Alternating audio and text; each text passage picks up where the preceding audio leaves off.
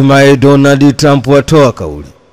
Rais wa Marekani Donald Trump ameitangaza na kuionyesha rasmi kadi ya gold ikiwa na jina la Trump card yenye sura ya Trump ambayo itagharimu US milioni 5 sawa na bilioni 13, ambapo mtu atakayenunua atapata fursa ya kuwa mkazi wa kudumu nchini Marekani kama ilivyo kwa watu wenye green card. Mpango wa kuanzishwa kwa kadi hiyo ulitangazwa mara ya kwanza na utawala wa Trump mwezi Februari mwaka huu, ambapo rais wa Marekani Donald Trump amesema ndani ya wiki mbili kutoka sasa kadi hizo zitaanza kuuzwa zikiwalenga zaidi raia wa kigeni wenye uwezo mkubwa wa kiuchumi, ambapo rais wa Marekani Donald Trump analenga kuongeza kipato kwa taifa la Marekani kupitia kadi hizo, na tayari Donald Trump amesema kadi ya kwanza atainunua yeye mwenyewe.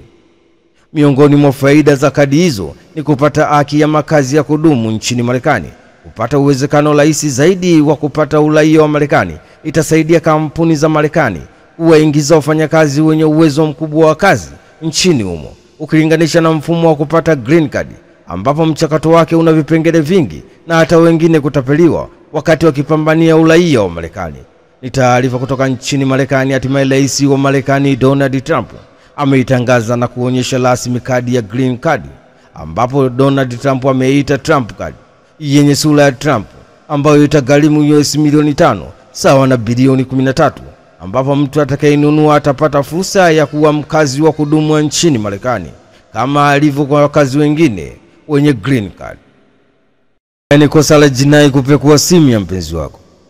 Mkaguzi msaidizi wa Jeshi la Polisi Tanzania kitengo cha dawati la jinsia, ulinzi wa watoto makao makuu ya kipolisi Dar es Salaam, Afande Wilford Wila amewakumbusha Tanzania kuwa kwa mujibu wa katiba ya Jamhuri ya Muungano wa Tanzania ni kosa la jinai kupekua simu ya mpenzi wako au simu ya mtu mwingine yeyote bila ridhaa yake. Akizungumza baada ya kutoa semina kwa makundi maalum likiwemo kundi la polisi jamii, makundi mbalimbali mkoani Geita, Afande Wila amesema amelazimika kuwakumbusha hayo kwa kuwa kumekuwa na changamoto kubwa sana katika familia, hasa kwa mke na mume kugombania simu kwa nia ya kutaka kupekua, kutazama kilichomo.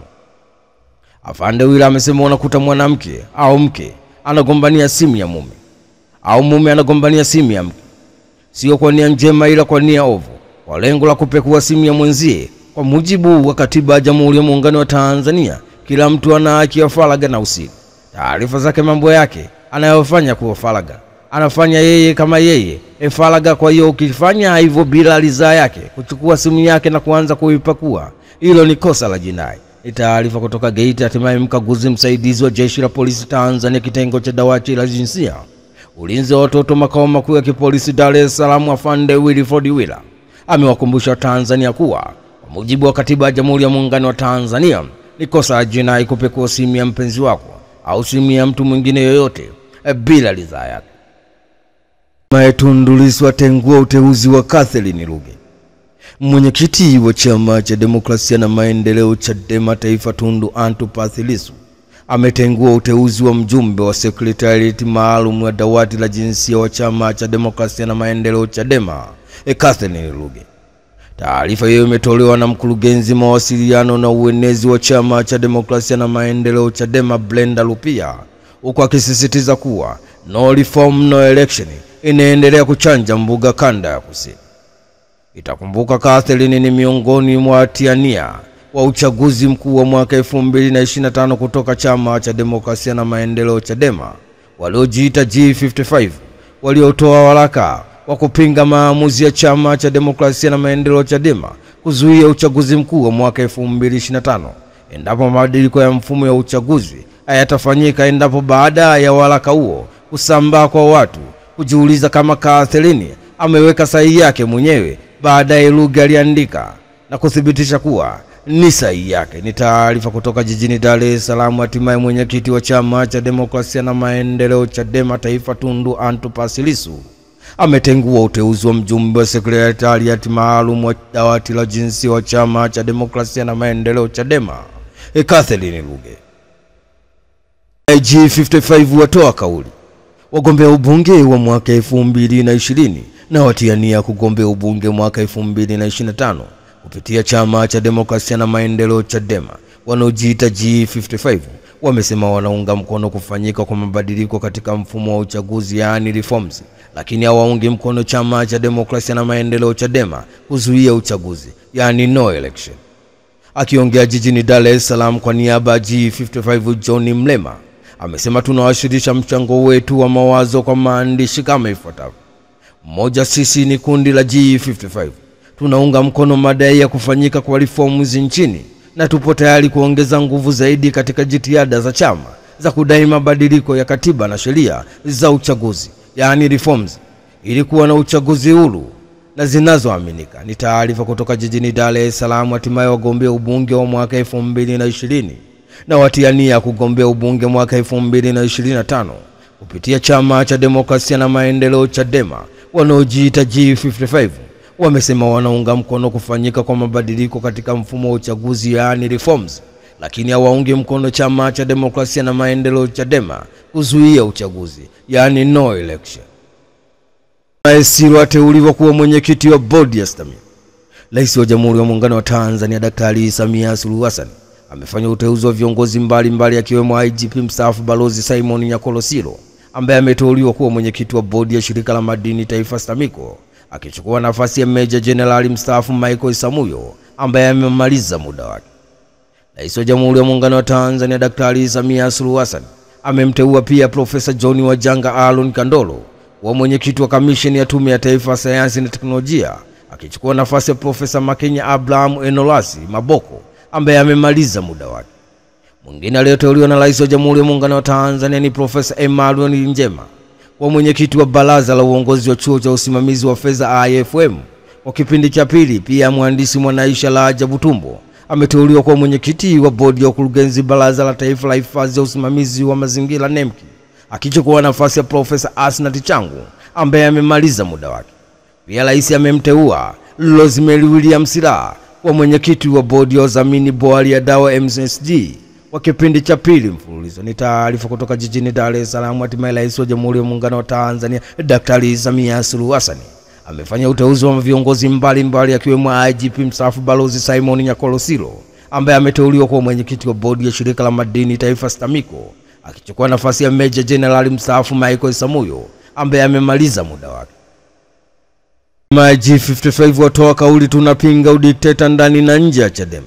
Viongozi tunawapelekea maelekezo kwamba mtu yoyote ambaye yupo G55 anzeni kumwandikia barua. Tumeshaona mmoja wetu ameandikiwa.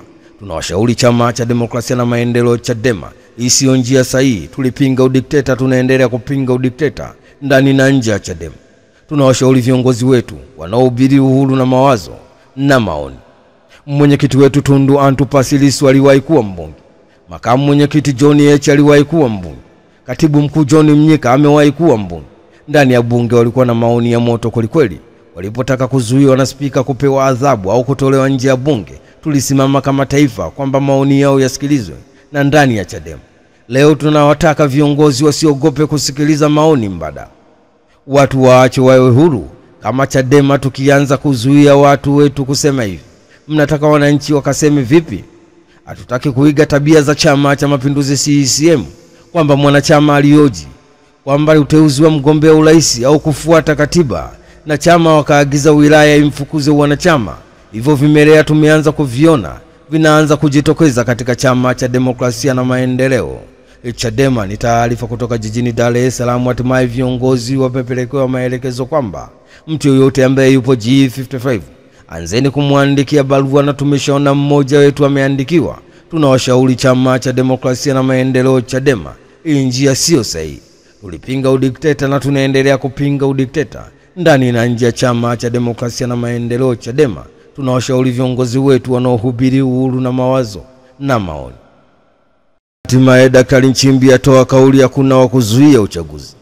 Katibu mkuu wa Chama cha Mapinduzi CCM Balozi Daktari Emmanuel John Nchimbi amesema uchaguzi mkuu wa mwaka 2025 utafanyika kama ulivyoelekezwa na Katiba ya Jamhuri ya Muungano wa Tanzania, na kwamba hakuna mtu binafsi au chama au mamlaka yoyote hata juu ya serikali inayoweza kuzuia uchaguzi. Emmanuel Nchimbi akiongea katika mkutano maalum wa jukwaa la wanahariri Tanzania TEF uliofanyika mjini Songea, Daktari Nchimbi amesema utaratibu wa uchaguzi nchini ni wa kikatiba na umeendelea kuzingatiwa tangu mwaka 1960. Nchi yetu ina taratibu za kufanya uchaguzi kila baada ya miaka 5. Hakuna raia yote, hata rais au makamu wa rais au waziri mkuu, mwenye mamlaka ya kusema uchaguzi hautafanyika. Ametoa kauli hiyo kufuatia mjadala unaoendelea juu ya ushiriki wa vyama vya siasa, hasa chama cha Demokrasia na Maendeleo Chadema katika uchaguzi huo, wakisema bila mabadiliko ya mfumo wa uchaguzi hautakuwepo, wakimaanisha no reform no election. Ni taarifa kutoka huko Songea. Hatimaye katibu mkuu wa Chama cha Mapinduzi CCM Balozi Daktari Emmanuel John Nchimbi amesema uchaguzi mkuu wa mwaka 2025 utafanyika kama ulivyoelekezwa na Katiba ya Jamhuri ya Muungano wa Tanzania, na kwamba hakuna mtu au binafsi au chama au mamlaka yoyote hata ya juu ya serikali inayoweza kuzuia uchaguzi usifanyike.